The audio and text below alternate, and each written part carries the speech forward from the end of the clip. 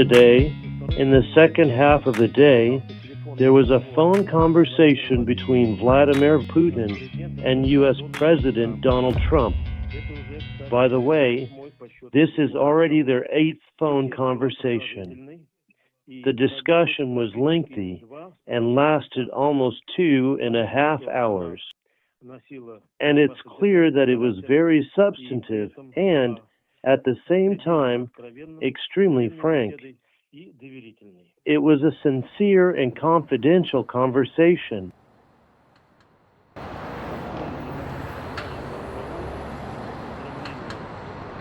Our president began the conversation by congratulating Donald Trump on his success in normalizing the situation in the Gaza Strip. This peacemaking effort by the U.S. president has been duly recognized in the Middle East, in America itself, and in most countries around the world.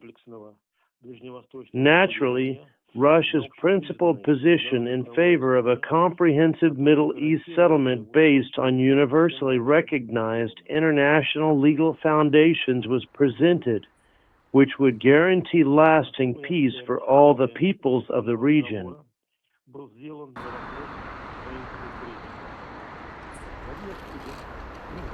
A special emphasis during the phone conversation was placed on issues related to the Ukrainian crisis. Vladimir Putin provided a detailed assessment of the current situation, emphasizing Russia's interest in achieving a peaceful political and diplomatic resolution.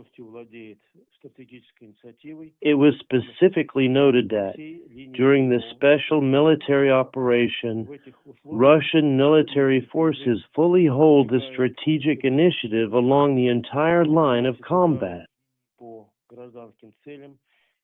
Under these circumstances, the Kiev regime resorts to terrorist methods, striking civilian targets and energy infrastructure, to which we are forced to respond accordingly.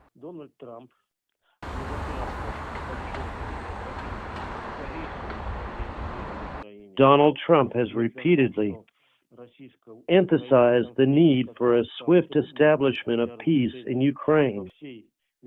The idea that the Russian-Ukrainian conflict turned out to be the most difficult to resolve among all the U.S. president's peacekeeping efforts was evident throughout his remarks during the entire conversation. And of course, he mentioned the connection, his successes in resolving 8 other regional conflicts.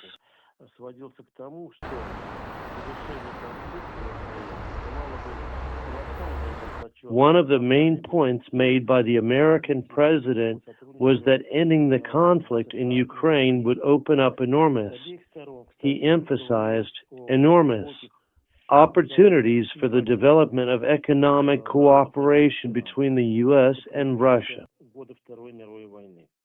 By the way, both sides mentioned the deep mutual affection between the peoples of both countries, which was vividly demonstrated during World War II. It was emphasized that, against this backdrop, the current state of bilateral relations appears paradoxical.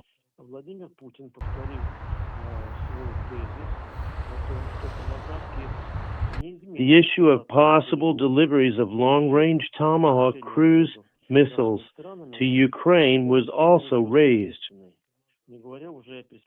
Vladimir Putin reiterated his point that Tomahawks would not change the situation on the battlefield, but this will cause significant damage to relations between our countries, not to mention the prospects for a peaceful settlement.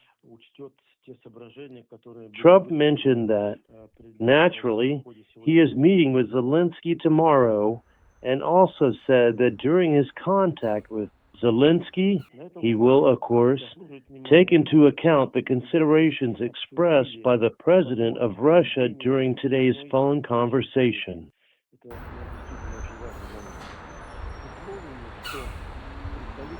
Against this backdrop, It is worth noting that the presidents discussed the possibility of holding another personal meeting. This is indeed a very important point. It was agreed that representatives of the two countries will immediately begin preparations for the summit, which could be organized, for example, in Budapest. This work will apparently begin with a phone contact between Secretary Rubio and our Minister of Foreign Affairs, and as the representatives continue their work, as the foreign ministers and the Secretary of State continue their work, it will probably become clear when it will be possible to organize the summit itself in Budapest. From the very first minute, President Trump and our president immediately supported the idea of holding a possible summit in this European capital. I would say that the phone contact between the presidents of Russia and the United States was very useful, and both leaders agreed that they would stay in touch.